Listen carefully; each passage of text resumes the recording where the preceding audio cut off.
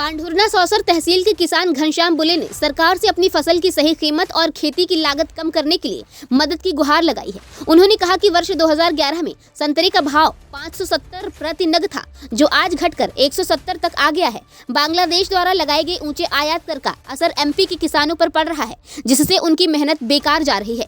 घनश्याम बुले ने सरकार से मांग की है कि खेती के लिए उपयोग होने वाली आवश्यक सामग्री जैसे डीएपी, फॉस्फेट, पोटाश और बीज की कीमतों को कम किया जाए, ताकि छोटे और गरीब किसान भी बेहतर फसल उगा सके।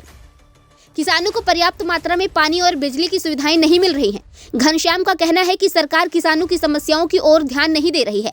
फसल की बुआई से लेकर कटाई तक किसान दिन रात मेहनत करता है, लेकिन उचित मूल्य न मिलने से उसका श्रम बेकार जाता है। जी हाँ, कपास का उत्पादन बेहद कठिन है, लेकिन भाव 7,000 रुपए प्रति क्विंटल से नीचे आ जाने के कारण किसानों को लागत निकाल पाना भी मुश्किल हो गया है।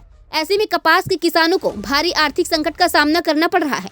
घनश्याम बुले सहित अन्य किसानों ने सरकार से अपील की है कि खेती की लागत को कम करने के साथ साथ फसलों की उचित कीमत सुनिश्चित की जाए। किसान समाज के निर्माण में महत्वपूर्ण भूमिका निभाते हैं।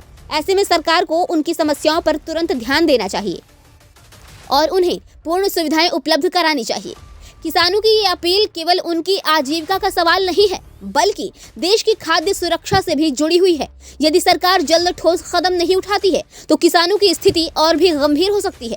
सरकार से किसान समुदाय की ये आवाज सुनने और समस्या का समाधान करने की उम्मीद है। Bureau report, Dheeraj Singh Chandel, Sausar, MP. 27,90,000 kilo पे टैक्स है। पिछले साल 80 रुपए किलो था, इस साल 90 रुपए किलो टैक्स है। वो 90 रुपए किलो का टैक्स कम करेंगे तो किसान का माल तेजी में जाएगा।